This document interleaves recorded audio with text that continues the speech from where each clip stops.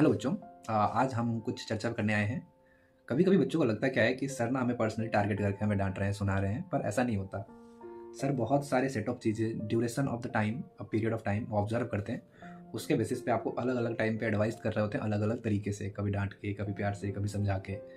तो सर हम basically students में बहुत सारी चीज़ों को ऑब्जर्व करते हैं। फॉर एन एग्जाम्पल, हम ऑब्जर्व कर रहे होते हैं आपके इंटरेस्ट को, आपके एटीट्यूड्स को, आपके एप्टीट्यूड को and other acquired इनेट capacities and abilities. हम अलग अलग डेवलपमेंट के स्टेज पे आपके अलग अलग लिंग डेवलपमेंट को भी नोटिस करते हैं, जैसे social, emotional, intellectual, physical and aesthetic needs. हम आपके लेवल ऑफ एस्पायरेशन को भी नोटिस कर रहे होते हैं। हम आपके कॉन्शियस और अनकॉन्शियस बिहेवियर को नोटिस कर रहे होते हैं। हम आपके मोटिवेशनल बिहेवियर को नोटिस कर रहे होते हैं।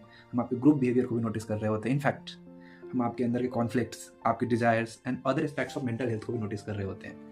और ये ऑब्जर्वेशन ऐसा नहीं होता कि पूरा फॉर्मल ऑब्जर्वेशन होता है। कुछ सेट ऑफ फॉर्मल ऑब्जर्वेशन होते हैं, कुछ इनफॉर्मल ऑब्जर्वेशन होते हैं, और इन सब ऑब्जर्वेशन के बेसिस पे हम समय टाइम टू टाइम आपको अलग अलग एडवाइस दे रहे होते हैं। एडवाइस देने के तरीके डिपेंड्स ऑन द सिचुएशन। वो अलग अलग तरीके से, कभी प्यार से, कभी धमका के, कभी डरा के, कभी इमोशनल ब्लैकमेल करके, तो कभी कोई लालच दे के, इस तरीके से हम आपसे काम करवाने की कोशिश कर रहे होते हैं, आपके डेवलपमेंट के लिए वर्क कर रहे होते हैं। आपको बस बात फॉलो करनी होती है, जो कहा जाए वो बात मान लेनी चाहिए।